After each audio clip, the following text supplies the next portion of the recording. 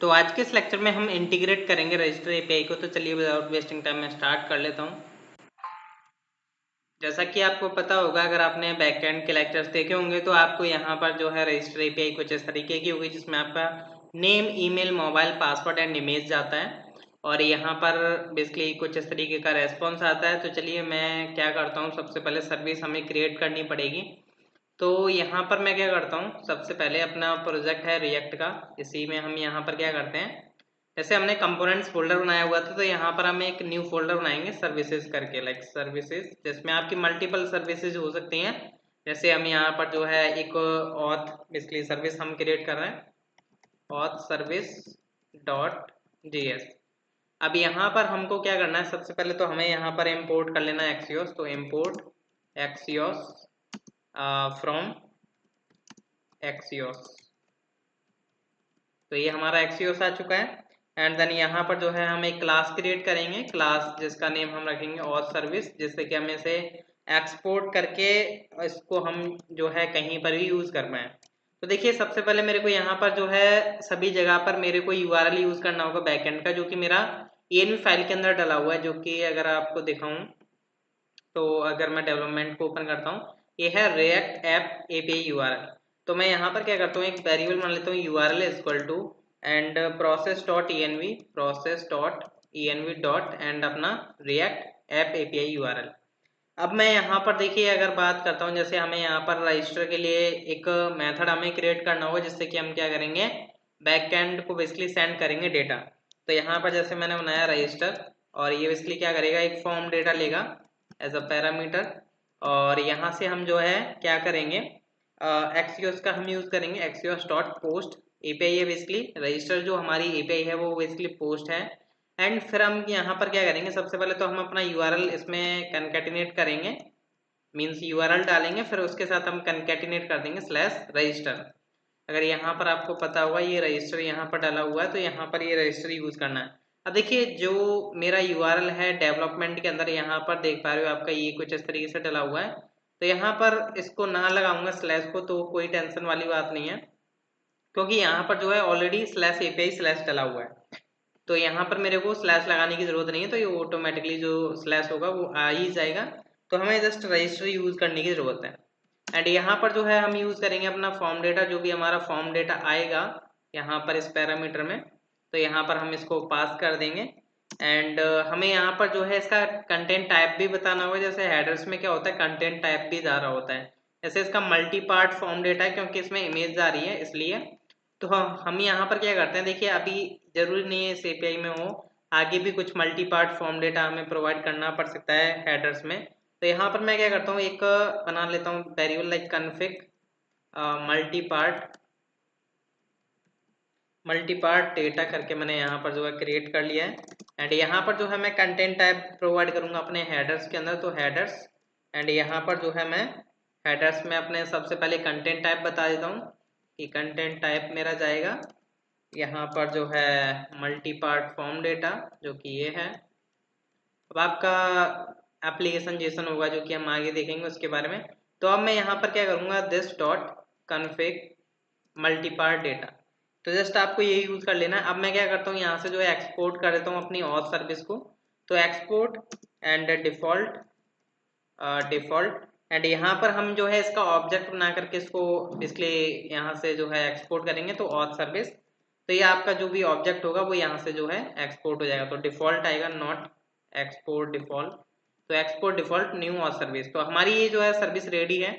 तो अब मैं क्या करता हूँ, इसको क्लोज कर देता हूँ सर्विस को, और अब हम चलते हैं अपने कंपोनेंट के अंदर, जहाँ पर अब हमें अपना रजिस्टर कंपोनेंट में एपीआई इंटीग्रेट करनी है। तो सबसे पहले हम इंपोर्ट कर लेंगे अपना ऑथ सर्विस। तो यहाँ पर जो है हमें ऑथ सर्विस, चलो सजेशन में नहीं आया है तो कोई बात नहीं है।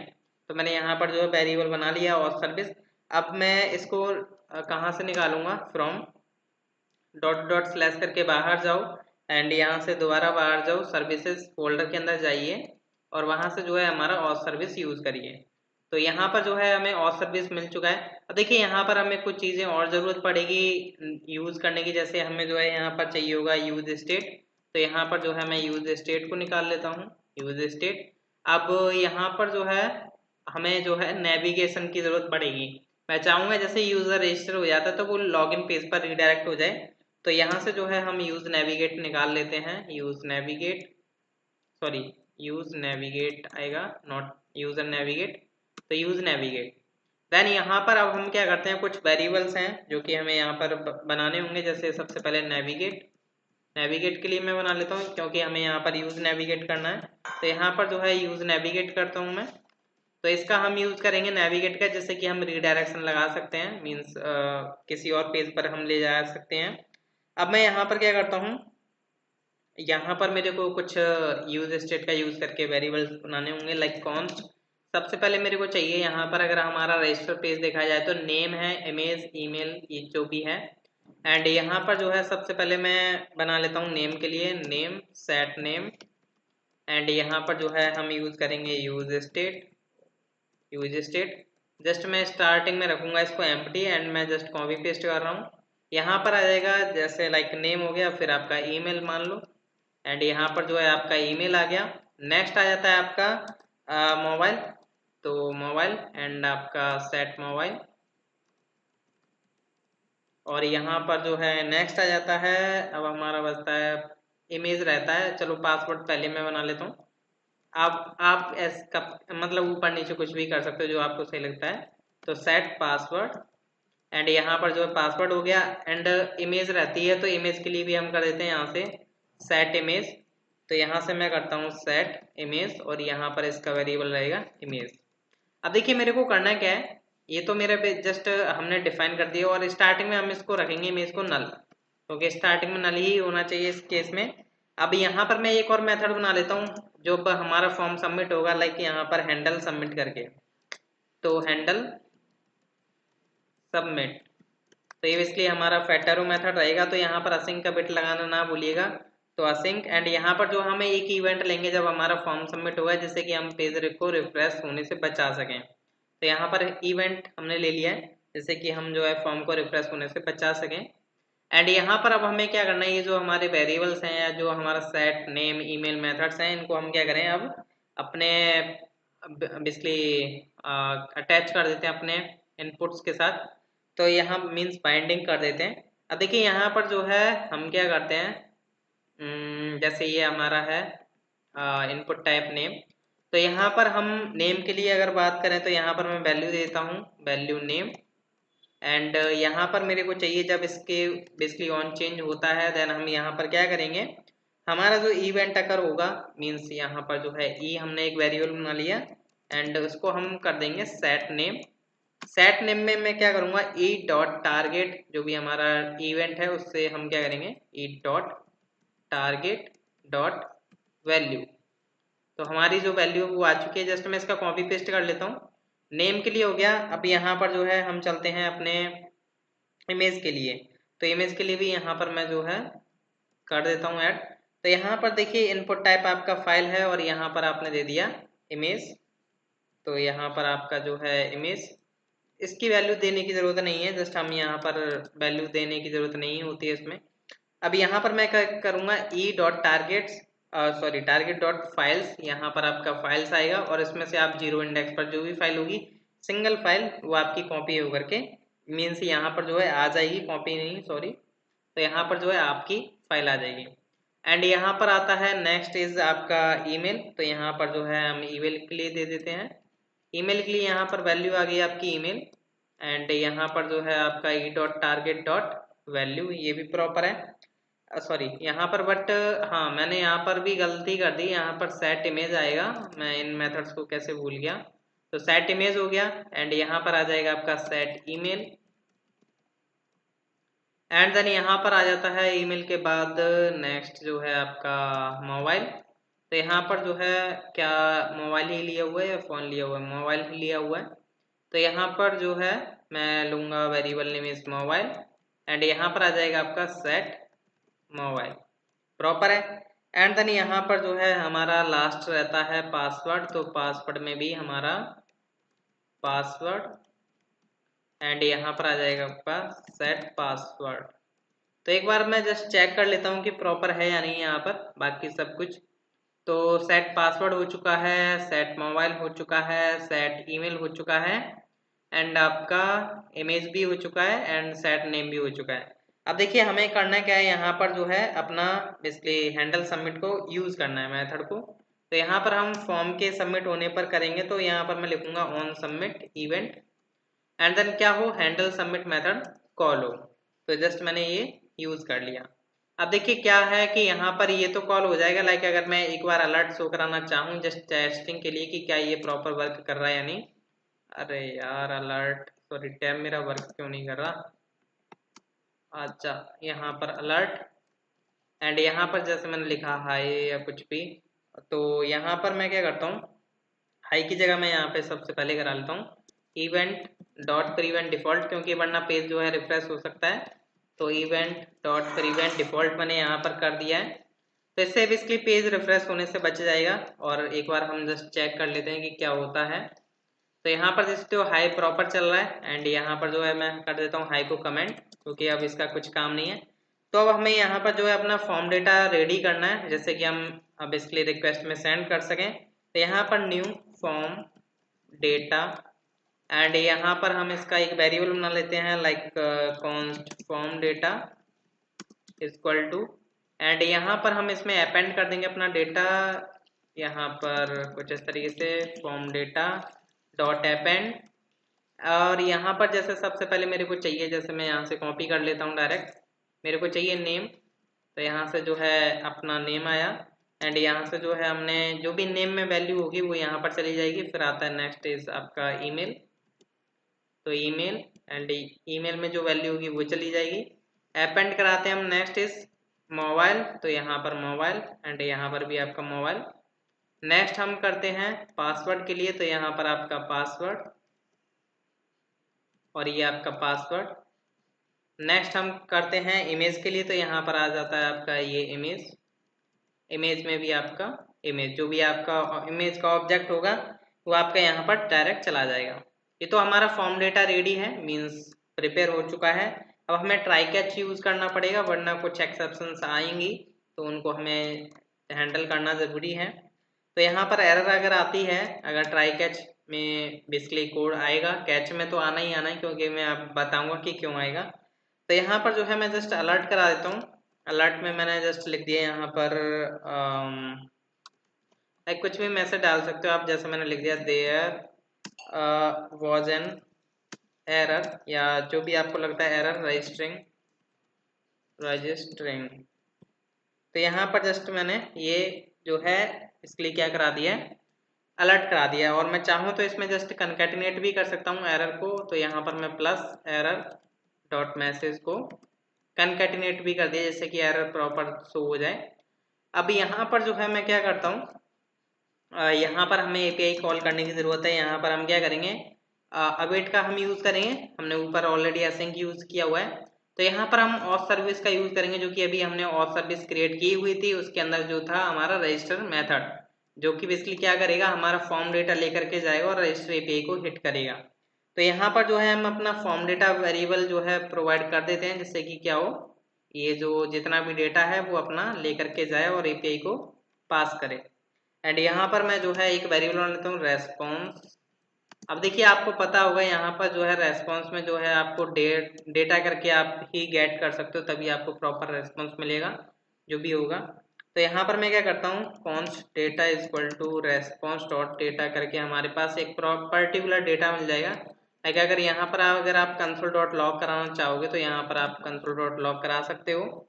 और यहाँ पर जो है क्या होगा कि अगर मेरा सक्सेस होता है या फॉल्स होता है या कुछ एक्सेप्शन आती है बैकएंड से एक्सेप्शन आएगी, तो यहाँ पर एक आपको सक्सेस फॉल्स मिलेगा और मैसेज में मिलेगा आपको रजिस्टर्ड सक्सेसफुली।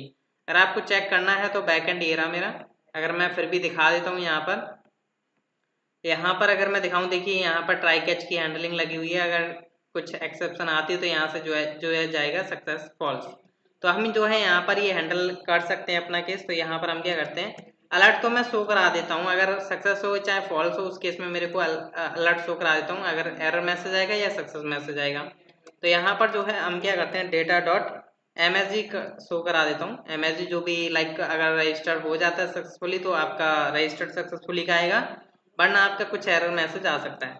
बट यहाँ पर जो है मैं लॉगिन पेज पर तभी रिडायरेक्ट करूँगा जब मेरा डेटा डॉट ये जो सक्सेस है, ये जो सक्सेस की है, ये जो सक्सेस की है अगर ट्रू होती है तो यहाँ पर मैंने कंडीशन लगा दी इफ डेटा डॉट सक्सेस, अगर इफ कंडीशन आपकी तभी चलेगी ट्रू होगा।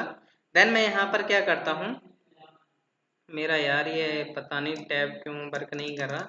तो जैसे ही मेरा सक्सेस हो जाता तो हम यहाँ पर नेविगेट का यूज़ करेंगे। अब नेविगेट का यूज़ करके हम क्या करते हैं, इसको स्लैश लॉगिन पर हम इसे रीडायरेक्ट कर देते हैं। यहाँ पर मैं लिख देता हूँ replace true. Replace true means जो अभी हमारी करंट विंडो ओपन है उसी में जो है जस्ट रिप्लेस कर दे। तो ये बेसिकली हमने कर दिया है। अब जस्ट मैं इसको टेस्ट करने के लिए रेडी हूँ। तो अभी अगर आप देखो, अगर बैकएंड का डेटा अगर यहाँ पर देखो यूजर्स टेबल कुछ एग्जिस्ट नहीं करता। ये रिएक्ट ऑथ ऐप बेसिकली बनी हुई है, यहाँ पर यूजर्स टेबल के अंदर कोई भी यूजर्स जो एग्जिस्ट नहीं करता है। और यहाँ पर मैंने मेल भी ओपन कर रखी है जिससे कि क्या हो, वेरिफिकेशन के लिए मेल भी आती है इस ऐप में जब इससे ही हम रजिस्टर करते हैं। तो अब मैं क्या करता हूँ, एक न्यू यूजर रजिस्टर करता हूँ। तो यहाँ पर जो है लाइक मैंने नेम डाला संदीप। अब देखिए मैं यहाँ पर देखिए अभी आपको एक चीज़ और दिखाना चाहता हूँ। जस्ट मैं इसको दिखाना चाहता हूँ अभी आपको, जैसे मैं नेटवर्क में जाता हूँ या मैं कंसोल में भी नेटवर्क में आकर दिखाता हूँ। जैसे मैंने डायरेक्ट रजिस्टर पर क्लिक किया तो यहाँ पर इसने बोला can not read properties of undefined data, क्यों नहीं बेसिकली बोल रहा है। तो अभी यहाँ पर मैं चेक करता हूँ कि क्या इशू आ रहा है। तो यहाँ पर देखते हैं कि क्या प्रॉब्लम आई है कि अन बेसिकली प्रॉमिस देखना पड़ेगा। तो यहाँ पर जो है प्रॉमिस बेसिकली असिंक हमने यूज़ नहीं किया हुआ क्या, हाँ असिंक तो यूज़ किया हुआ है। आई थिंक हमने जो है यहाँ पर जो है अगर हम आते हैं सर्विस के अंदर तो यहाँ से हमने रिटर्न नहीं किया हुआ डेटा, बेसिकली यहाँ से जो है हमने रिटर्न नहीं लगाया हुआ, इसलिए बेसिकली हमें प्रॉब्लम आ रही थी। तो यहाँ से हमें रिटर्न लगाना ज़रूरी था। जस्ट मैंने इसको दोबारा से सेव कर दिया है। अभी यहाँ से मैं दोबारा कंसोल वगैरह क्लियर एंड यहाँ से नेटवर्क को भी क्लियर करता हूँ। यहाँ से मैंने रजिस्टर पर क्लिक किया, यहाँ पर अभी बेसिकली बता रहा है कि आपकी फेल्ड हो चुकी है रिक्वेस्ट, बट यहाँ पर ये फेल्ड नहीं हुई है। अभी क्या हो रहा है, यहाँ पर जो है बैकएंड आपको एक एरर मैसेजेस दे रहा है कि आपका बेसिकली हमने क्या किया हुआ है, अगर जब भी कुछ बेसिकली यहाँ पर अगर मैं बैकएंड दिखाऊँ आपको तो यहाँ पर अगर कुछ बेसिकली जब हमारी वैलिडेशन फेल्ड होती है तो हम यहाँ से भेज रहे हैं 400। तो यहाँ पर 400 प्रॉपर मिल पा रहा है, यहाँ पर 400 बैड रिक्वेस्ट मिल रही है। और ये बेसिकली रेस्पॉन्स में भी सेंड कर रहा है कि नेम इज़ रिक्वायर्ड एंड आपका please include a valid email, mobile number should be content 10 digits, और जो आपका एरर्स है ये बेसिकली एरर्स। तो मेरा कहने का मतलब ये था कि ये जो बेसिकली एरर्स आ रही हैं वो बेसिकली इसलिए आ रही हैं क्योंकि हमने जो है डेटा नहीं डाला है। अब देखिए या तो आप यहाँ पर भी रिक्वायर्ड लगा सकते थे, बट जैसा कि मैंने आपको स्टार्टिंग में बताया हुआ है कि मैं यहाँ पर जो है बैकएंड से जो एरर मैसेजेस आ रहे हैं, जैसे ये जो बैकएंड से एरर मैसेजेस आ रहे हैं इन्हीं को मैं यहाँ पर शो कराऊंगा, जिससे कि क्या हो बैकएंड से जो एरर मैसेज आ रहे हैं उनका हम यूज़ कर पाएँ। तो इनको कैसे यूज़ करना है वो हम आगे के लेक्चर में देखेंगे। जस्ट अभी हम क्या करते हैं, इसको इंटीग्रेट कर लिया है। अब जस्ट हम टेस्ट कर लेते हैं कि क्या ये प्रॉपर इंटीग्रेट हो पाई या नहीं। तो मैं प्रॉपरली एक डेटा डालता हूँ। तो यहाँ पर मैंने नेम डाला, यहाँ पर मैंने कुछ इमेज सेलेक्ट करी लाइक दिस वन, एंड यहाँ पर मैंने मेल डाली जिस पर मैं चेक कर पाऊँ कि मेरे को वेरिफिकेशन मेल आ रही है या नहीं। तो संदीप डेवलपर contact@gmail.com, एंड यहाँ पर मैंने मोबाइल नंबर डाला 10 डिजिट का होना चाहिए। तो यहाँ पर ये 10 डिजिट का हो गया। पासवर्ड यहाँ पर देखिए मैं ये डाल देता हूँ क्योंकि यहाँ पर इस तरीके से पासवर्ड होना चाहिए जिसमें एक लेटर कैपिटल स्मॉल भी होना चाहिए, एक पर्टिकुलर इसलिए स्पेशल कैरेक्टर एंड 1 2 3। तो यहाँ से मैंने रजिस्टर किया तो यहाँ पर इसने बोला रजिस्टर सक्सेसफुली, और यहाँ पर देखोगे आप लॉगिन पेज पर भी आ चुके हो। तो मीन्स आपका रजिस्टर जो है सक्सेसफुल हो पा रहा है। अगर मैं यहाँ पर अगर आपको दिखाऊं, यहाँ पर भी देख सकते हो आपका पासवर्ड आया, यूज़र नेम जो भी आया। अब यहाँ पर जो है अभी आप देख सकते हो तुरंत ही मेल आई है, देख सकते हो 14 सेकेंड ही हुए हैं। और यहाँ पर मैं इसको अगर अंदर जाता हूँ तो यहाँ पर बोलता है प्लीज़ वेरीफाई योर मेल। अभी क्या होता है यहाँ पर इस वेरीफाइड 0 है, जैसे मैं यहाँ पर इसको वेरीफाई करता हूँ, जैसे मैंने क्लिक किया तो यहाँ पर इसने वेरीफाइड कर दिया। अब जैसे मैं इसको क्लोज कर देता हूँ तो यहाँ पर चेक करता हूँ कि इस वेरीफाइड हो चुका है इसका 1। तो आई होप आपको अंडरस्टैंड हो चुका होगा कि कैसे ये बेसिकली इंटीग्रेट करनी है ये पे। नेक्स्ट लेक्चर में हम एरर्स को कैसे शो कराना है, एरर्स को हम कुछ इस तरीके से शो कराएंगे। मैं बता देता हूँ कि अगर मैं रजिस्टर पर जाता हूँ, जैसे नेम में कुछ प्रॉब्लम है या नेम में कुछ एरर आई है, नेम इज़ रिक्वायर्ड वगैरह, तो हम इस नेम के जस्ट नीचे रेड कलर में शो कराएंगे जैसे इमेज के लिए, ऐसे ही एड्रेस, मोबाइल नंबर और ऐसे ही पासवर्ड के लिए। तो ये नेक्स्ट लेक्चर्स देखना ना भूलिएगा जिसमें हम एरर को हैंडल करना सीखेंगे। So thank you.